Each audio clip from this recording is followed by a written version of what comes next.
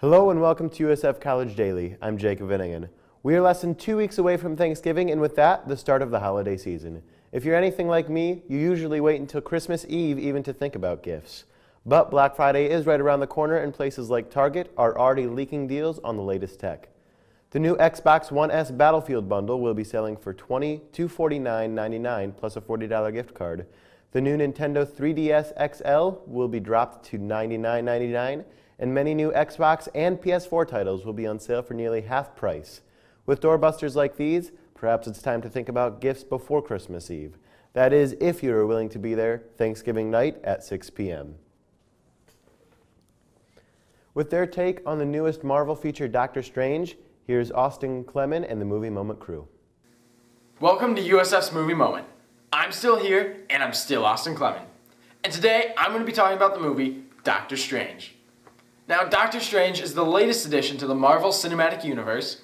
To be exact, it is the 14th movie in the Marvel Cinematic Universe. And it follows the story of Dr. Stephen Strange. Now, he is one of the world's greatest surgeons, and he is driving along, and he gets in a big car wreck that makes his hands just shake uncontrollably. And so, as a surgeon, your life's over at that point. So he spends all of his money to try to figure out how to fix it, to get the best medicine, best procedures done in the world, even the experimental ones, in order to fix it, and nothing works. And then he finds this one place that says that they can heal him, and that is where he eventually learns the sorcery to become Doctor Strange, Sorcerer Supreme. Or he at least starts on that path in this movie. Now, I loved this movie. The performances in the film were spot on. Even Tilda Swinton as the Ancient One, which in the comics, the Ancient One is an old Tibetan man, not a middle-aged white female. So her performance was phenomenal.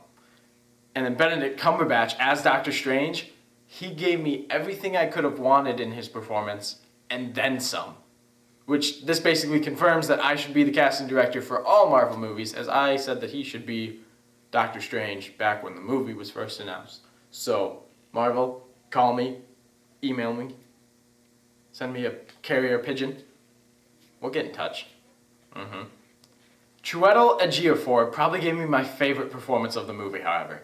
And he has yet to be in a film that I've seen him in and not bring his A game in the acting department. Now, I could go on and name every other performance as amazing, because they were, but I will stop there. The character progressions and developments in this movie were almost perfectly timed. Like, everything didn't seem out of place, everything seemed natural. These characters developed just as much or just as little as I wanted or needed them to. The only thing with the character developments that was out of place, in my opinion, was Rachel McAdams' character just kind of accepting Doctor Strange's world as a new reality, almost like that. That annoyed me, because the way that she was introduced to all of the magic and stuff, I would have been scared out of my mind. I would have thought that I was dreaming. I would have thought that he was a crazy man, and somehow I had also gone crazy. Okay? And probably so would have almost every other human. So, because she accepted it so quickly, it kind of took me out of the movie a little bit, but not enough to hate it. And then the movie's ending was something that I didn't fully expect. It was a very clever ending, and it showed you that you can have the major event happening in the middle of a city with mass destruction, or the major beam or whatever in the middle of a city that we saw in, like, Suicide Squad and the new Ghostbusters, which were done horribly with that plot. But Doctor Strange showed you that it can be done right, and it put a fresh little spin on it that made it even more enjoyable.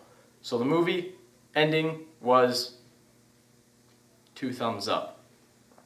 There was a major problem with this movie, however, and that was it felt choppy at a few points, and then the beginning of the movie and the end of the movie both felt very cut down to speed them along much faster to get to a certain point or to get out of a certain point, which just kind of felt like another case of like what happened with Age of Ultron, where the Marvel studio heads wanted the movie to not be an almost 3 hour or over 3 hour movie, and so they made the director cut it down, which at some points takes me out of the movie and makes it not feel like the pacing is fully on at those points.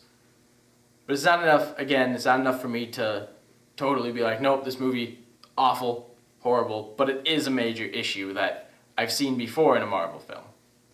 On the reverse side of that, though, this movie had the best visual effects that I have seen in a movie since Inception. Even better than Inception. Surpasses Inception.